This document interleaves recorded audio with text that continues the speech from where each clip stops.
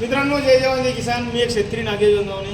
तर समाधान हे मला पहिल्या वेळेस म्हणजे फॅन होता समाधान आपला.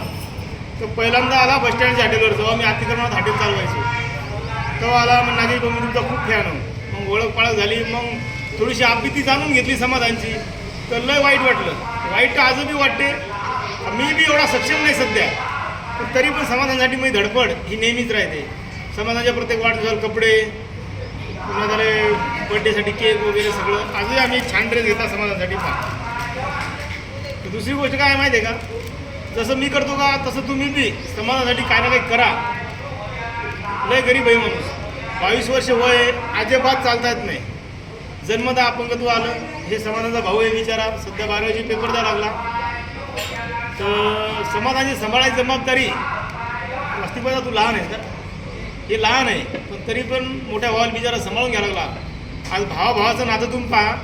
धुऱ्यासाठी भानगडी होत होता, दारातली पाणी आलं भानगडी होती भावाच्या. तुम्हाला सांगतो अशा लोकांनं या दोघा भावाचा हे घ्यावं. आणि यायच्या घरी तुम्हाला सांगतो गुंठाभर पण शेती नाही, पण मोलमजुरी करून आज एक भाऊ एका भावाले जगवा लागला.